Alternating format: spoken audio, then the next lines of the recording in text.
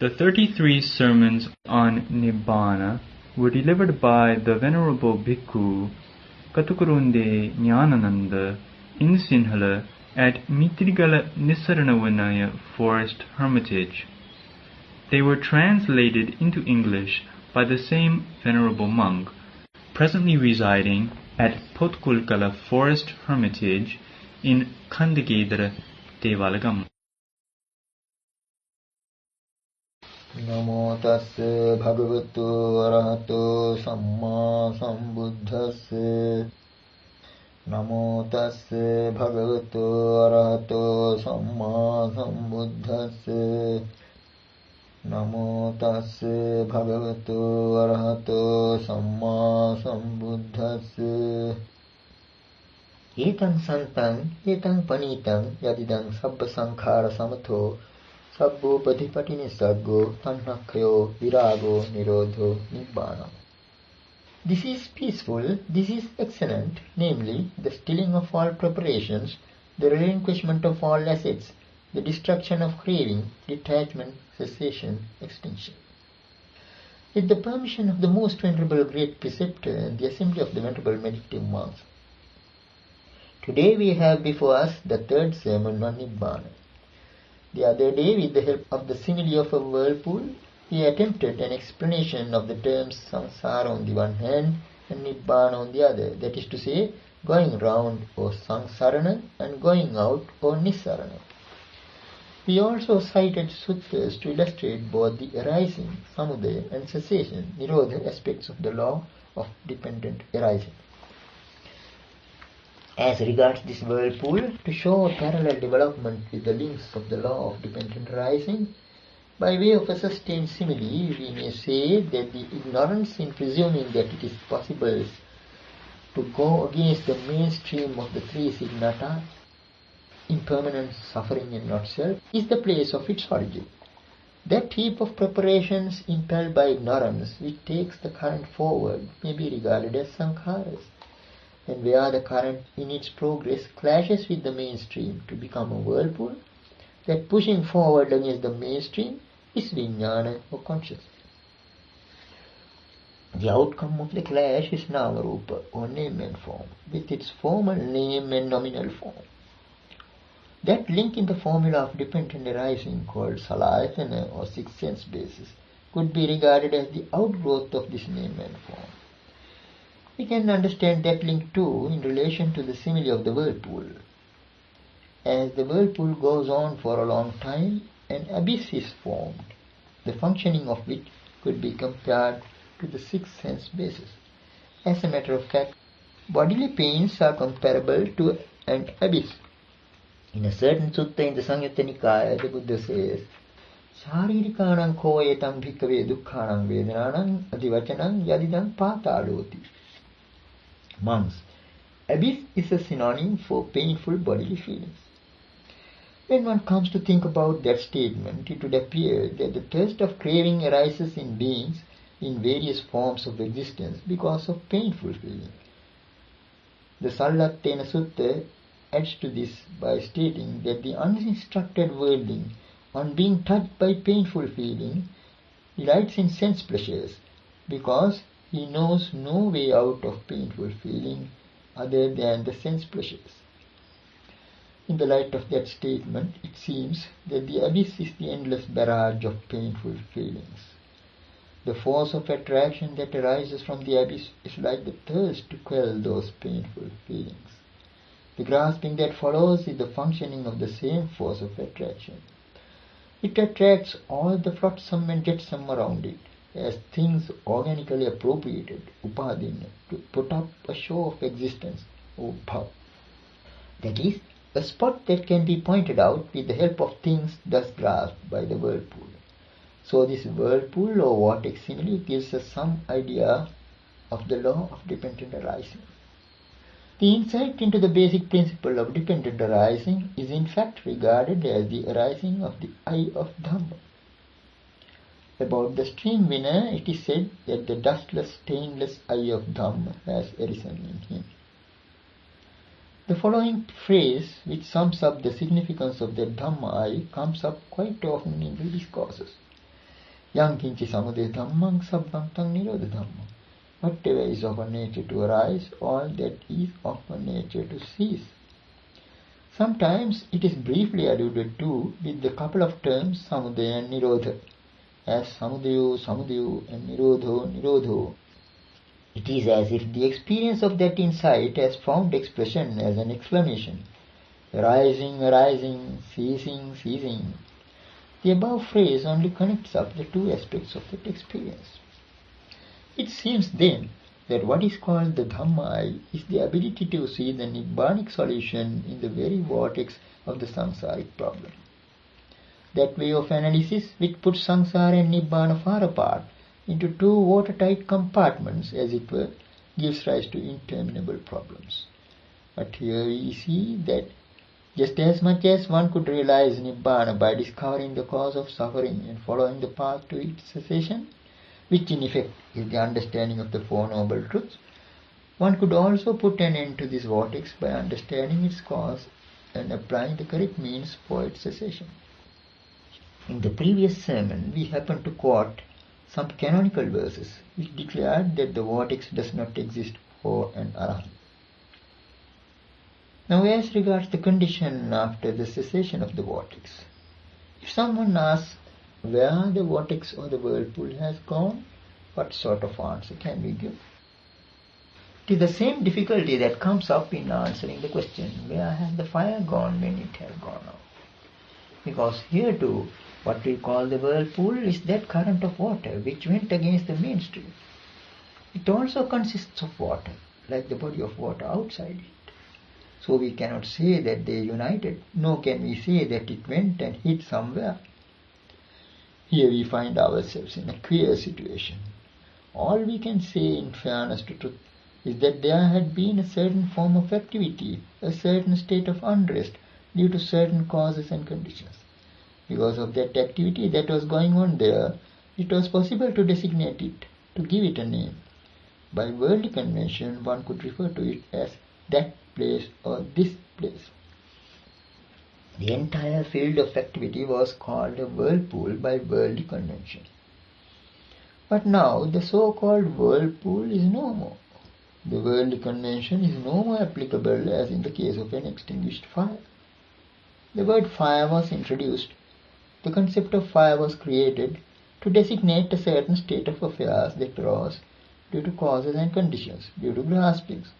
So from this also we can see that it is in concepts that ignorance finds a camouflage. Being unaware of it, the world goes on amassing concepts and even expects to see them in Nibbana. There are some who fondly hope to get a vision of their lists of concepts when they realize Nibbana. But that wisdom penetrates through even the concepts, and that is why it is called Udyatthagamini Panya Arya Nibbedika, the Aryan penetrative wisdom that sees the rise and fall. The idea of penetration is already implicit in the phrase Yankinchi samudaya dhammam sabbantam nirodha dhammam. Whatever is of a nature to arise, all that is of a nature to cease. If anything has the nature to arise, by that very nature it is bound to come to its end. And that is why the wandering ascetic Upatissa, who was to become Venerable Sariputta later, attained the fruit of a stream winner even on hearing the first two lines of the verse uttered by Venerable Asset. Ye dhamma hetu prabhava tesang hetum tathagato aha. Of things that arise from a cause, their cause the Tathagata has told. When a wise man hears that something has arisen due to causes and conditions, he immediately understands that it could be made to cease by the removal of those conditions, even without further explanation. It is the dustless, stainless, dumb eye that enables one to see the Nibbanic solution in the very structure of the samsaric problem. In our quotation from the Mahanidana Sutta, it was said that all pathways for verbal expression, terminology and designation exist so long as the vortex of samsara is kept going. The implication, therefore, is that they have no existence beyond it. This is the significance of the word ettavata, in so far only. Tavata jayatava jiyatava miyatava chavetava upajyatava. In so far only can one be born, or grow old, or die, or pass away, or reappear. So the concepts of birth, decay and death, passing away and reappearing are meaningful only in the context of the samsaric vortex between consciousness and name and form. If somehow or other this interrelation could be broken, this samsaric vortex, the whirlpool, could be stopped, then after that nothing remains to be said, nothing remains to be predicated. And as it is said in the Upasiva Sutta of the Sutta Nipada, Yena nangvajju tantasanati, that by which they would speak of him, that for him exists not. There are a number of canonical passages that show us the relevance of this vortex simile to the understanding of the doctrine of Paticcasamuppada. In the Mahapadana Sutta of the Digha Nikaya, we find a lengthy description of the manner in which the Bodhisattva Vipassī got an insight into Paticcasamuppada. We are told that his mode of approach was one of radical reflection, or yoniso manasikara, literally attention by way of the matrix. One might as well say that it is an attention by way of the vortex. It is as if a man with keen vision sitting under a tree by a river were to watch how a fallen leaf gets carried away by the water current, only to get whirled up and disappear in a vortex.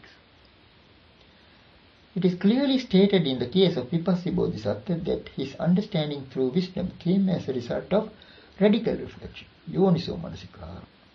Yoniso manasikara ahupanyaya abhisamaya. So his insight into Paticcasamuppada was definitely not due to recollection of past lives. Yoni means the matrix or the place of origin. So in yoniso manasikara, always the attention has to turn towards the place of origin.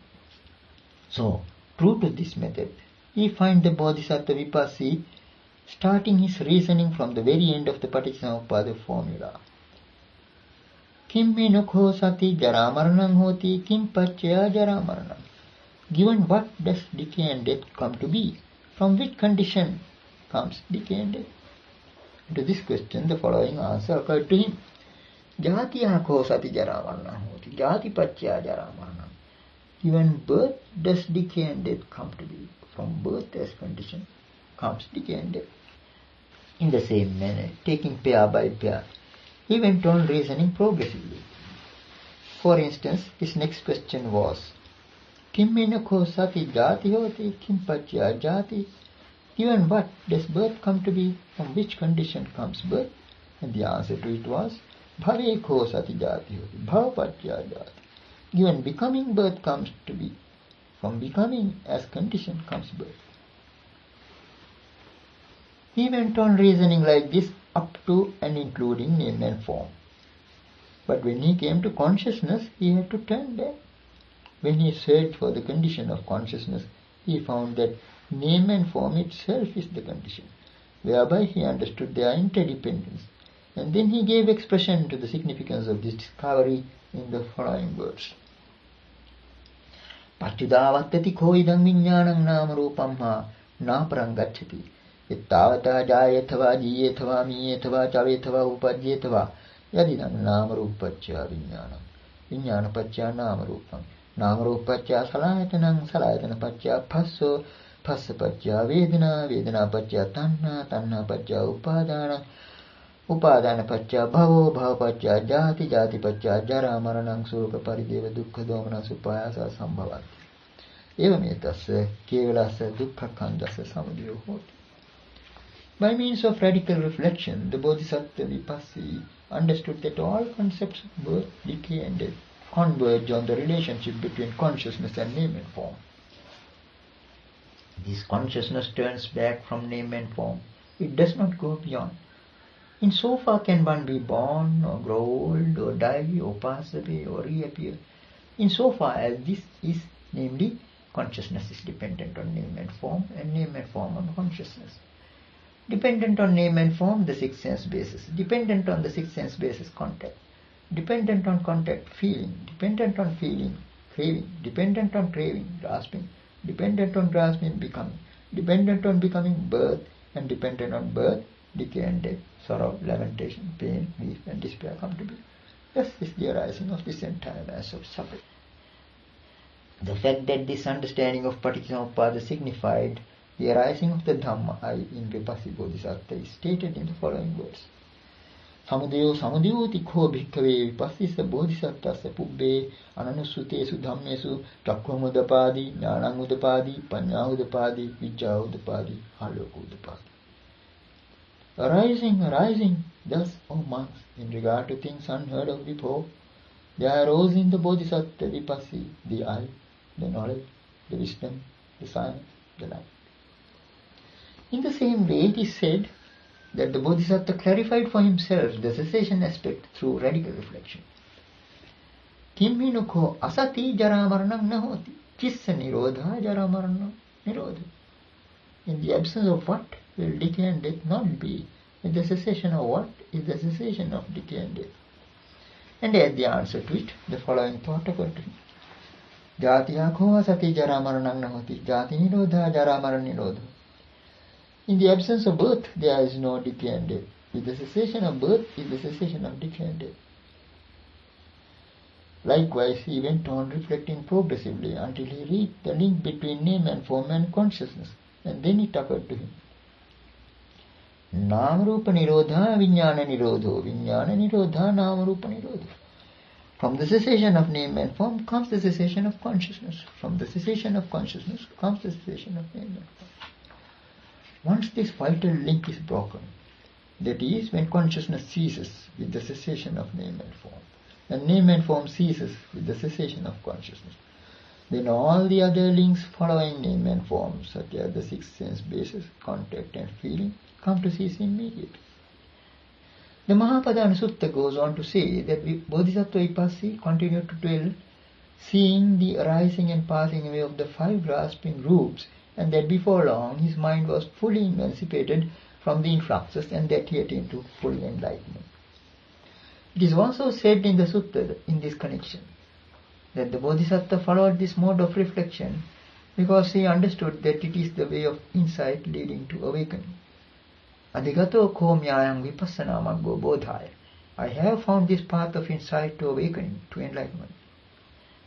And as we saw above, the most important point, the pivotal point in this path of insight is the relationship between name and form and consciousness. The commentary raises the question why the Bodhisattva Vipassī makes no mention of the first two links, avidya and sankhara, and gives the explanation that he could not see them as they belong to the past. But this is not the reason. The very ignorance regarding the relationship between name and form and consciousness is avidya. And what accounts for the continuity of the relationship is sankhara. It is because of these preparations that the vertical interplay between consciousness and name and form is kept going. Simply because the first two links are not mentioned in the sutta, the commentators give the explanation that they belong to the past. But it should be clear that the Bodhisattva Vipassī could not have aroused the Dhamma without those two links. Why they are not specially mentioned here is because they are in the background. It is true that there is a mode of exposition in which avidya or ignorance takes precedence. But what we have here is a different mode of exposition, according to which one has to stop short at the interrelation between consciousness and name and form. As to the cause of this mutual relationship, we have to go back to the vortex simile. Usually, the progress of a current of water is visible at some distance away from the vortex. In this case, the current of water forgets its own impermanent, suffering and not self-nature and goes ahead in search of a permanent, pleasurable and self-nature. And this itself is avidya or ignorance. This very tendency of the narrow water current to push on against the main body of water is itself what is called consciousness. Similarly, in the context of the samsaric individual, what forms the background for the interplay between consciousness and name and form is the non-understanding that the net result of the interplay is suffering, that it only leads to suffering. In other words, it is the tendency to go ahead in search of a state of permanence, pleasure and self, ignoring the three characteristics of impermanence, suffering and not self. The heap of preparations or efforts arising out of that tendency are the sankharas. It is on these very preparations or efforts that consciousness depends. And then we have name and form existing in relation to it. On the side of name and form or beyond it, we have all the other links of the Paticcasamuppada. So in this way we can form a mental picture of the formula of Paticcasamuppada by some sort of a pictorial explanation. It seems then that this discourse is further proof of the statements found in the Mahanidana Sutta.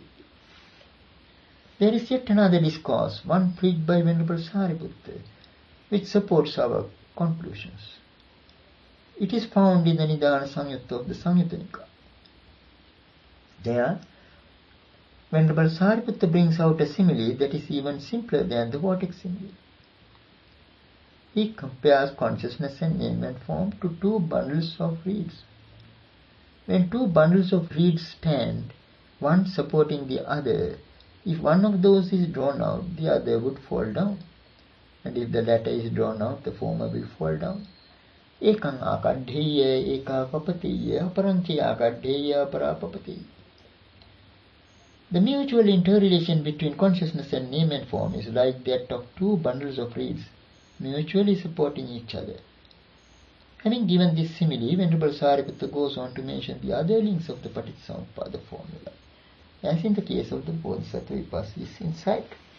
It runs: dependent on name and form, the six sense bases. Dependent on the six sense bases, contact. Dependent on contact, feelings, and so on. And then the cessation aspect of these links is also given. By way of illustration, let us suppose that the consciousness bundle of reeds is standing on the left side, and the name and form bundle is on the right. Then we have a number of other bundles, such as the six sense bases, contact and feeling, all leaning onto the name and form bundle of reeds. These are all dependent on the name and form bundle. Now, as soon as the consciousness bundle is drawn out, all the others on the right side fall down immediately. There is no interval. True to the qualities of the Dhamma, summed up in the terms Sanditthika, Akalika and Ehipassika, that is, to be seen here and now, not involving time and inviting to come and see, the entire mass of samsaric suffering ceases immediately. So, this discourse is further proof of the fact that we have here quite a different state of affairs than what is commonly believed to be the significance of the Paticcasamuppada formula. That is why we have pointed out that the concepts of birth, decay and death are of the nature of fading away. That is also why decay and death have been described as impermanent, made up, dependently arisen, of a nature to wither away, pass away, fade away and cease. Anityang sankhatang paticcasamuppannang khaya dhammang vaya dhammang viraga dhammang nirodha dhammang. When one comes to think of it, one may find it difficult to understand why decay and death are called impermanent and withering or decaying. But the reason is that all concepts, insofar as they are leaning on to the name and form bundle, have to fall down when the opposite bundle of reeds is drawn out. That is to say that the entire mass of samsaric suffering ceases immediately, and the whirlpool of samsara comes to an end. This then seems to be the most plausible conclusion, according to the interpretation we have adopted. In the Mahatipadopama Sutta of the Majjhima Nikaya, Venerable Sariputta brings out as a quotation a certain statement of the Buddha on Paticcasamuppada. It runs: Yo paticcasamuppadang passati so dhammang passati. Yo dhammang passati so paticcasamuppadang passati. He who sees the law of dependent arising sees the Dhamma. He who sees the Dhamma sees the law of dependent arising. This shows that the quintessence of the Dhamma is in fact the law of dependent arising itself. Now there are these six qualities of the Dhamma summed up in the well-known formula which every Buddhist believes in. This Dhamma is well preached, swakhato. It can be seen here and now, sanditthiko. That is, one can see it by oneself, here in this very world. It is timeless, akaliko. It invites one to come and see ehipassiko. It leads one on, upanayiko. It can be realized by the wise, each one by himself, pacchattam vedabbo vinyo. Though we all have faith in these qualities of the Dhamma, let us see whether the traditionally accepted interpretation of Paticcasamuppada is faithful to these qualities, particularly to the two qualities Sanditthiko and Nakaliko. According to that accepted interpretation presented by the Venerable author of the Visuddhimagga, the first two links of the formula belong to the past, and the last two links belong to the future. The remaining 8 links in the middle are taken to represent the present. That means we have here the 3 periods of time, so it is not timeless. That is why they explained that the Bodhisattva Vipassi did not see the first 2 links.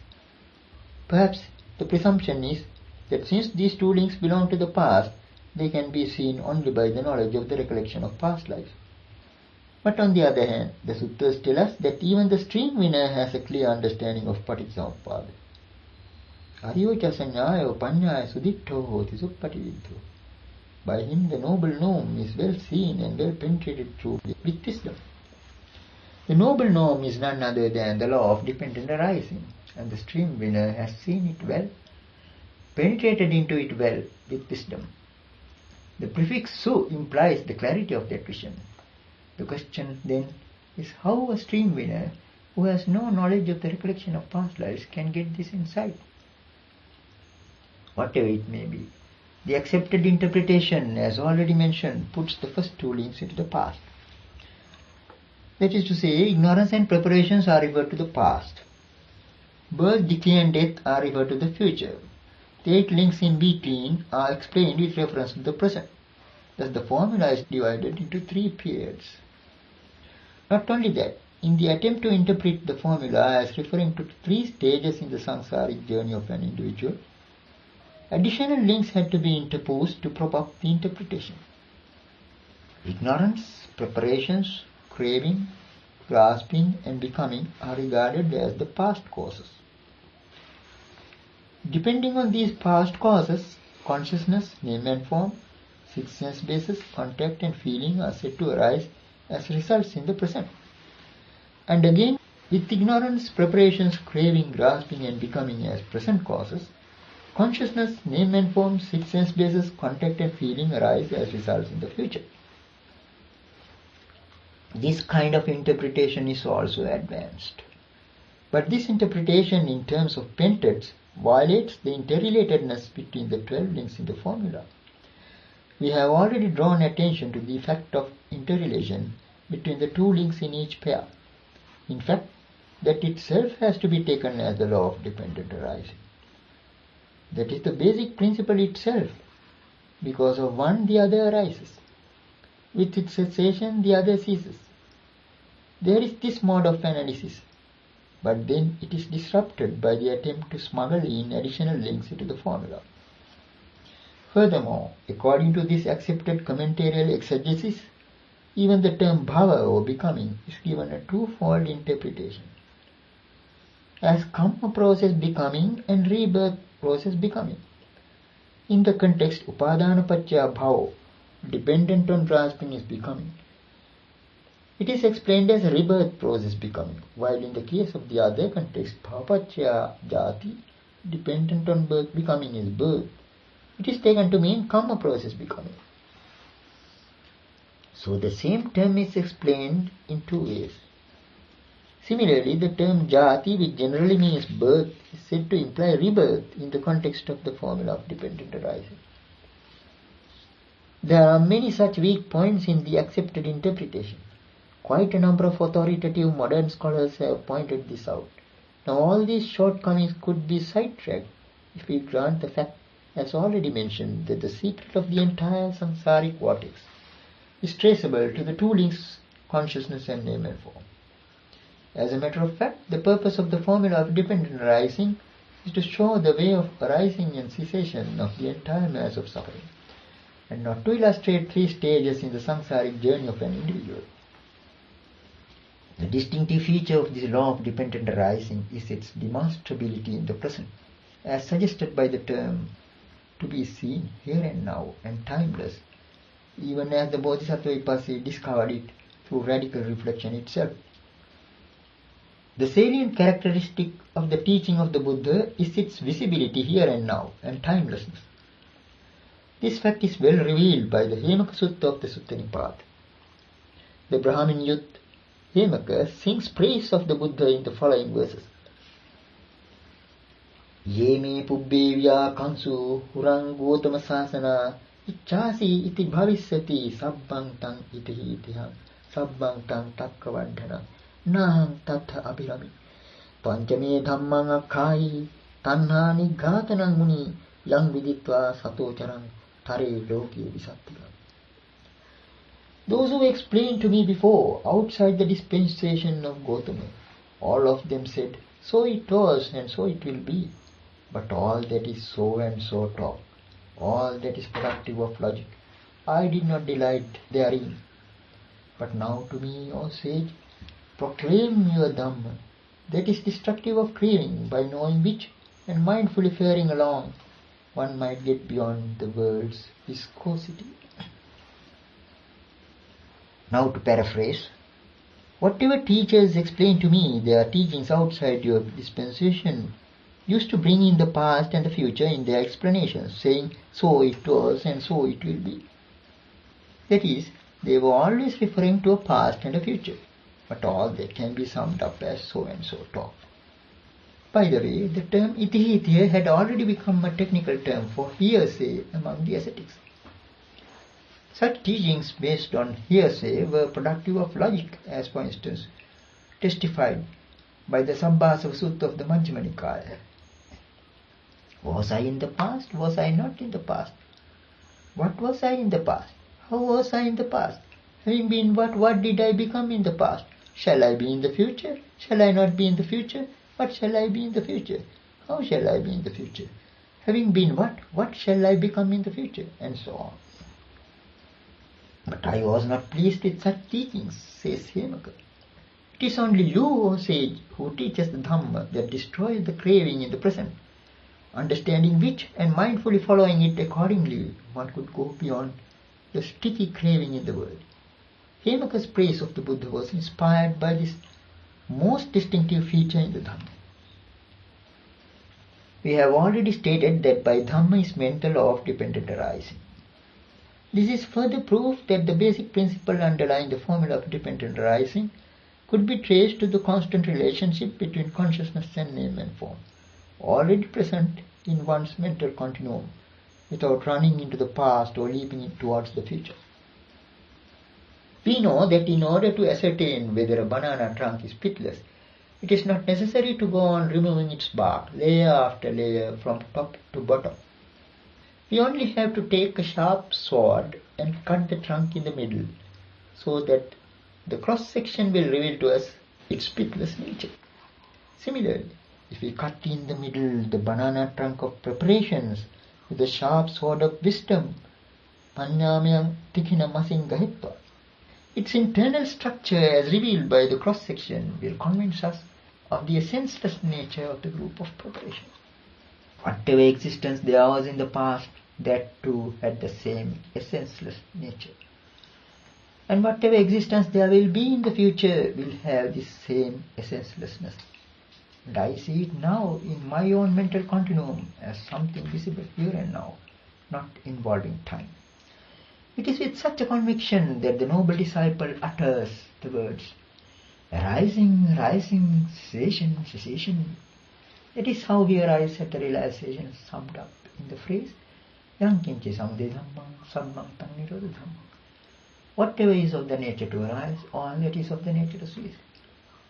All this goes to show that the accepted interpretation has certain shortcomings. To take up another simile, we have already alluded to the fact that the Buddha has been compared to a physician. Though this might well sound a modernism, we may say that a specialist doctor today needs only a drop of blood or blood tissue for a full diagnosis of a patient's disease.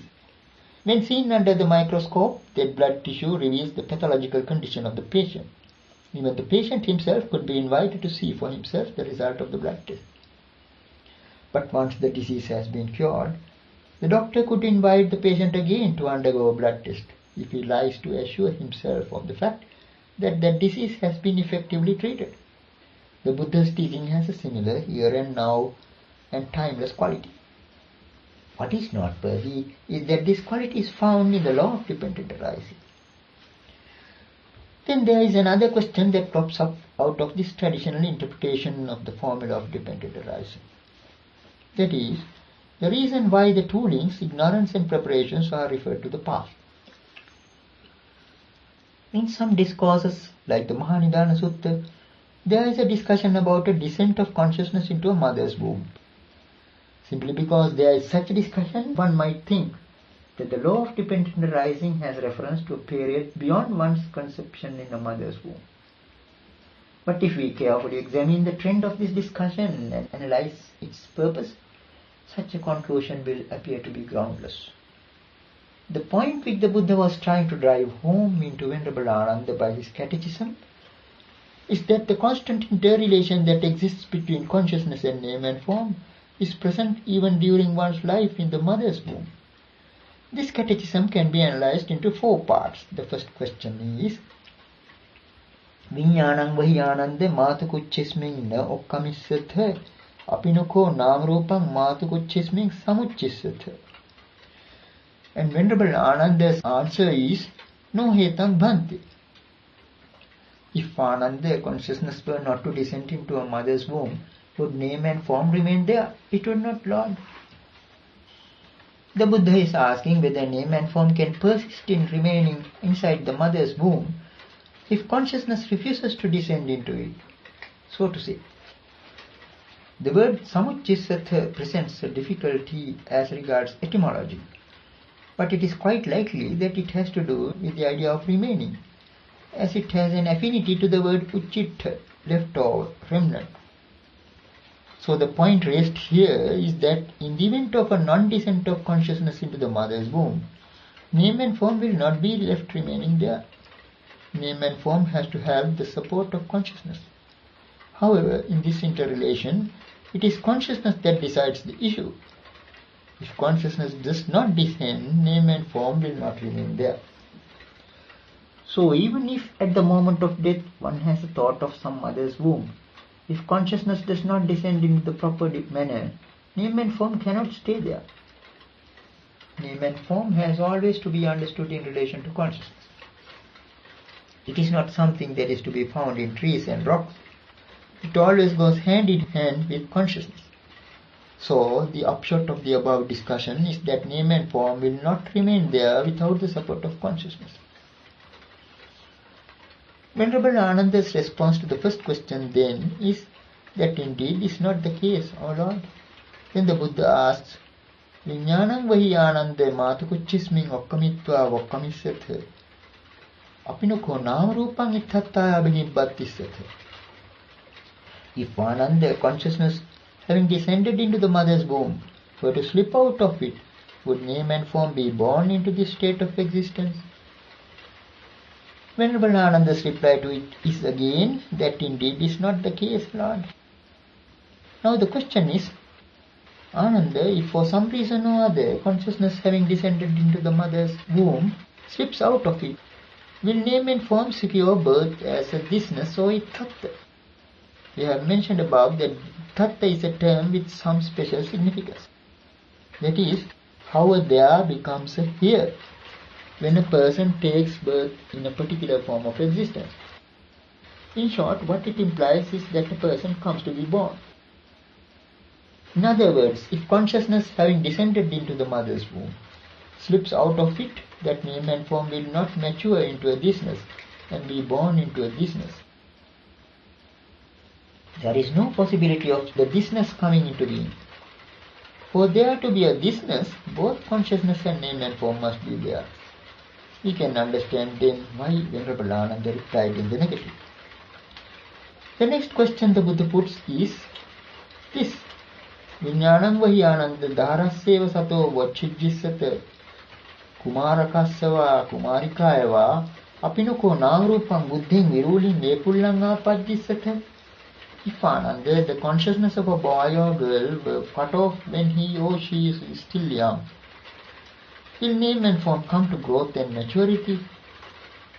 To that question too, Venerable Ananda replies that indeed is not the case, Lord. Now that the preliminary questions have been correctly answered, the Buddha then comes out with the following conclusion. Since the necessary premises are complete. Tasmati Ananda eseva hetu etannidanam esa samudyo esa pacchyo nam rupasya yadidam viññānam. Therefore, Ananda, this itself is the cause, this is the reason, origin and condition for name and form, namely consciousness. What is emphasized here is the importance of consciousness. Out of the two, namely consciousness and name and form, what carries more weight with it is consciousness, even if there be a trace of name and form. What the above question ayah makes clear is that name and form arises in a mother's womb because of consciousness. But that name and form will not remain there if consciousness does not properly descend into the womb. Also, if consciousness after its descent were to slip out, name and form will not reach the state of a thisness. So much so that even after one's birth as a boy or a girl, if consciousness gets cut off in some way or other, name and form will not reach growth and maturity. So from all this it is clear that consciousness is an essential condition for there to be name and form. Then the Buddha introduces the fourth step. Viññānaṁ vahiyānanda nāmrūpe patiṭṭhaṁ na labhissathya. Apinukho āyatin jāti jarā maranaṁ dukkha samudaya sambhavo paññāyati. If Ananda, consciousness were not to find a footing or get established in name and form, would there be an arising or origin of birth, decay, death and suffering in the future? No, indeed, Lord, says Venerable Ananda.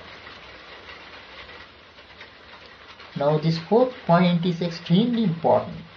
What it implies is that though the aforesaid is the normal state of affairs in samsara, if for some reason or other consciousness does not get established on name and form, if at all such a contrivance were possible, there will not be any samsaric suffering again. And this position too Venerable Ananda grants. So from this discussion too, it is obvious that simply because there is a reference to a mother's womb in it, we cannot conclude that ignorance and preparations are past causes. It only highlights the mutual relationship between consciousness and name and form. Now the question that comes up next is, how does consciousness not get established on name and form? In what respects does it not get established and how? The consciousness of a samsaric individual is always an established consciousness. It is in the nature of this consciousness to find a footing on name and form. These two go together. That is why in the Sampasadaniya Sutta of the Digha Nikaya, it is mentioned in the discussion on the attainments to vision, Dassana Samapatti, that a person with such an attainment sees a man's stream of consciousness that is not cut off on either side, established in this world and in the next. Purisasya ca viññāna sotam pajanāti ubhayato abbacchinnam idaloke patiṭṭhitam ca paraloke patiṭṭhitam. What is implied here is the established nature of consciousness. The consciousness of a samsaric individual is established both in this world and in the next. Another attainment of vision mentioned in the sutta concerns the seeing of a man's stream of consciousness, not cut off on either side, and not established in this world or in the next. And that is a reference to the consciousness of an arahant. So an arahant's consciousness is an unestablished consciousness, whereas the consciousness of the samsaric individual is an established consciousness. That is precisely why in the Sagatha Bhagavata Samyutta Nikaya and in the Saratthapakasini, where the episode of Venerable Godika's suicide is mentioned, it is said that though he cut his own neck intending to commit suicide, he was able to attain parinibbana as an arahant by radically attending to the dead with pain. But Mara took him to be an ordinary person and hovered around in search of his consciousness in vain. The Buddha, on the other hand, declared that Venerable Godhika passed away with an unestablished consciousness. Apakithite cha bhikkave vijnanena Godhika kulaputto parinibbuto. O monks, the clansman Godhika passed away with an unestablished consciousness. The consciousness of an ordinary samsaric individual is always established. The above-mentioned relationship is always there. Because of this, we can say that there is always a knot in the consciousness of the samsaric individual. For him, this world and the next world are tied together in a knot. In this case, what is needed is only the untying of the knot. There is no need of a fresh tying up, as the knot is already there. But the term Patisanti Vijnana, or rebirth-linking consciousness, is now so widely used that we cannot help making use of it, even in relating a Jataka story. The idea is that after the death consciousness, there occurs a rebirth-linking consciousness. However, some scholars even raise the question why a term considered so important is not to be found in the discourses. On many an occasion, the Buddha speaks about the descent into a womb, but apart from using such terms as Okkanti, descent, Gabbhasavakanti, descent into the womb, and Uppatti, rising, he does not seem to have used the term Patisanti. What is meant by this term Patisanti? It seems to imply a tying up of two existences. After death, there is a relinking.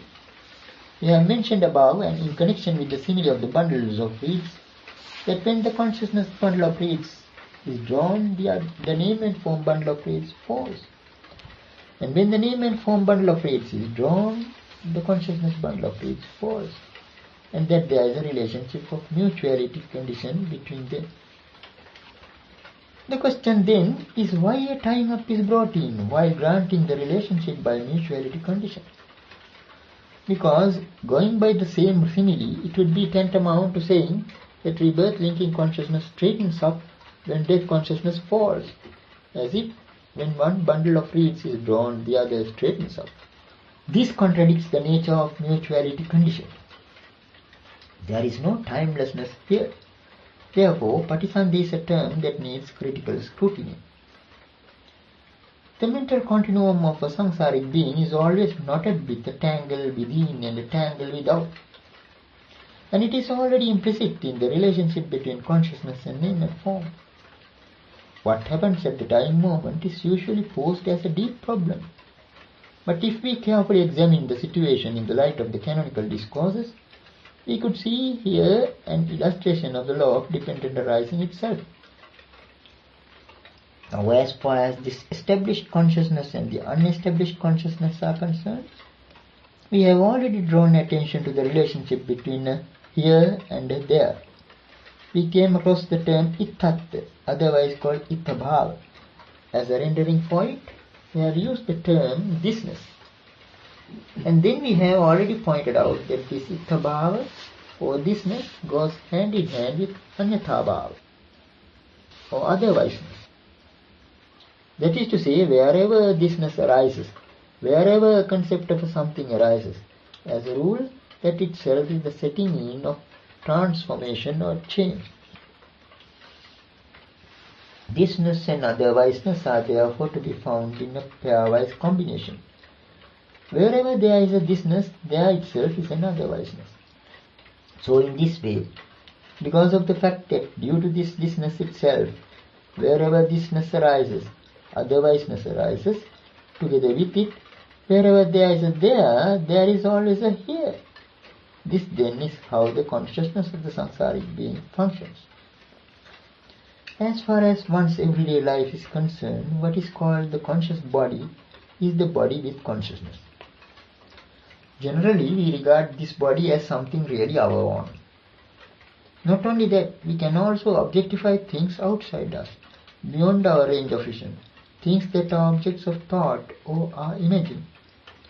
That is what is meant by the canonical phrase, Imasmincha saviññānake kāye, bahiddhāca sabbanimittesu ahankāra mamankāra mānānusaya nahanti. There are no latencies to conceit by way of I-making and mind-making regarding this conscious body and all outside science. What it implies is that one can have latencies to conceit by way of I-making and mind-making regarding this conscious body as well as all outside science. Now if we consider the deeper implications of this statement, we can get at some new perspective for understanding the nature of the relationship between consciousness and name and form. If someone deeply attached to a person who is not near him, but living somewhere far, far away, is heavily immersed in some deep thought, then even if there is some painful contact, such as the prick of a fly or the bite of a mosquito, or even if another comes and shakes him by the shoulder, he might not feel it because he is so immersed in thought. Now why is that? Normally the rightful place for consciousness is this body. But what has happened now is that it has gone away temporarily and united with the name and form outside, with that object far away. But it can be awakened. This is the way the mind travels. It is due to a lack of clear understanding about the journey of the mind that the concept of a relinking consciousness was found to be necessary. The way the mind travels is quite different from the way the body travels. The journey of the body is a case of leaving one place to go to another. But the mind's journey is not like that. It is a sort of whirling or turning round, as in the case of a whirlpool or a vortex. That is to say, just as in the case of a rubber band which could be stretched lengthwise or crosswise, there is a certain whirling round going on between consciousness and name and form. It is because of that whirling motion, which could either be circular or oval-shaped, that consciousness and name and form could either get drawn apart or drawn in as they go round and round in a kind of vertical interplay. So, in a situation like the one mentioned above, for that person the distant has become near. At the start, when he fell to thinking, it was a there for him. Then it became a here. And the here became a there. This brings out in a subtle way the relevance of these concepts to the question of understanding such teachings as the law of dependent arising. Concepts of a here and a there are in a way relative. They presuppose each other. Ithabhava, thisness, and anyathabhava, otherwiseness, referred to above, mean the same thing. Ithabhava goes hand in hand with anyathabhava. They are bound in a pairwise combination. When you drag in one, the other follows of necessity. It is the same in the case of the relationship between birth on the one hand and decay and death on the other, as already mentioned. Also, consciousness and name and form always move in an orbit. It is not something like the journey of the body. Thought goes, but it rests on consciousness. It gravitates towards consciousness. It is because consciousness also has gone there that we say someone is immersed or engrossed in some thought. It is consciousness that carries more weight. This is sufficiently clear even from the Dhamma discussion of the Buddha quoted above. If consciousness does not descend into a mother's womb, name and form will not remain there. If consciousness does not join in to provide the opportunity, it will not grow. This is the nature of the relationship between them. Though not well authenticated, cases have been reported of persons on the verge of death going through such unusual experiences as visualizing their own body from some outside standpoint. Taking into consideration the above mentioned relationship, this is quite understandable. That external standpoint might not be a place which has the ability to sustain that consciousness, or which is capable of creating a new body out of the four primary elements. All the same, it temporarily escapes and goes there and is now wavering to decide whether or not to come back to the body, as it were.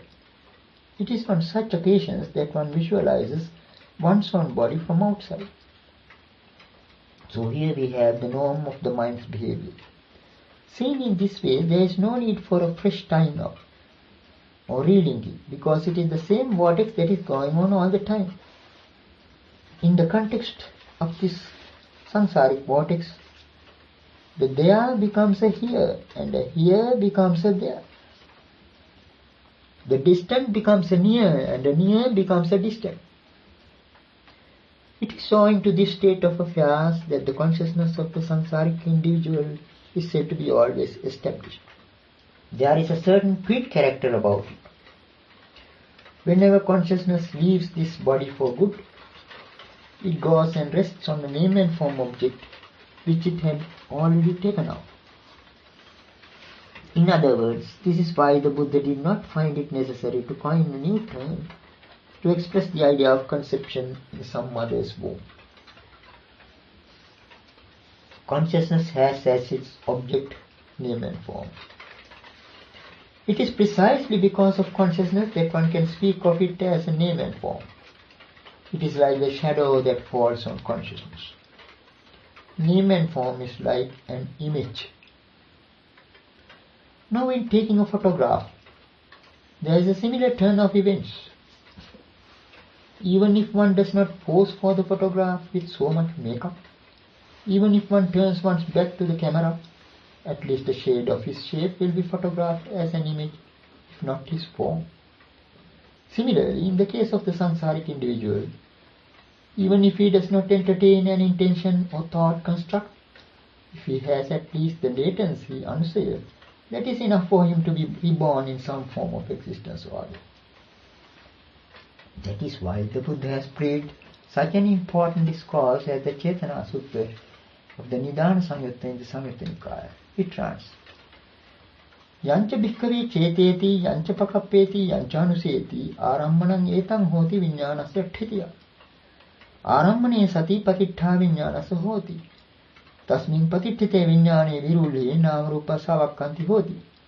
Nāmarupa paccaya salayatanam, salayatana paccaya bhasso, bhassa paccaya vedana, vedana paccaya tanna, tanna paccaya upadānam, upadāna paccaya bhavo, bhava paccaya jāti, jāti paccaya jarāmaranam, soka parideva dukkha domana supāyasa sambhavanti. Evametas kevalasa dukkha kanda samudaya hoti. Monks, whatever one intends, whatever one mentally constructs, whatever lies latent, that becomes an object for the stationing of consciousness. There being an object, there comes to be an establishment of consciousness. When that consciousness is established and grown, there is the descent of name and form.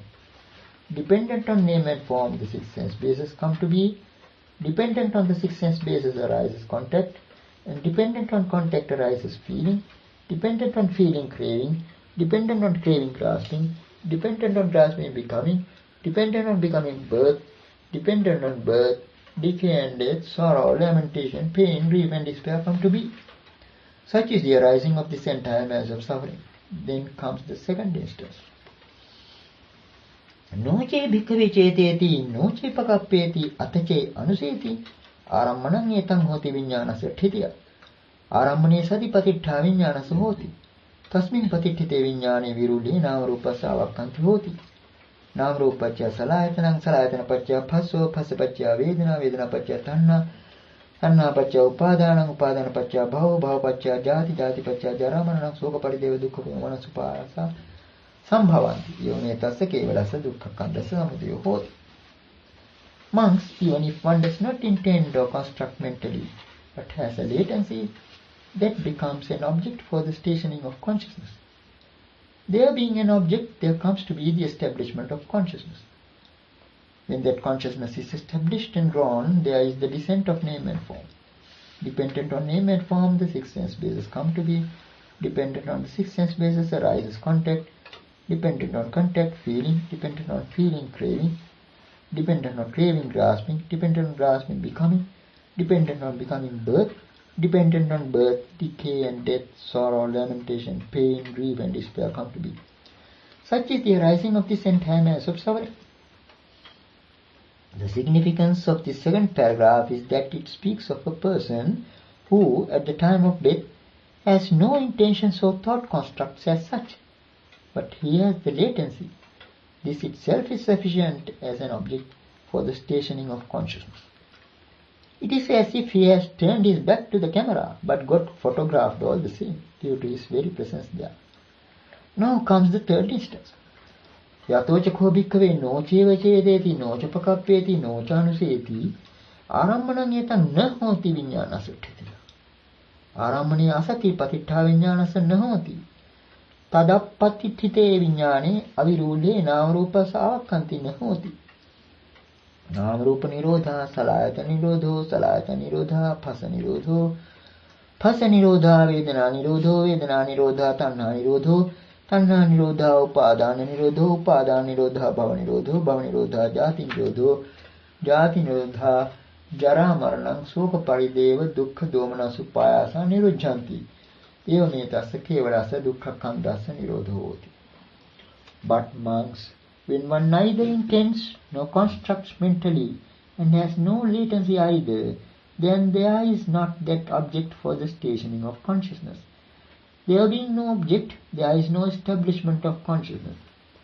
When consciousness is not established and not grown up, there is no descent of name and form.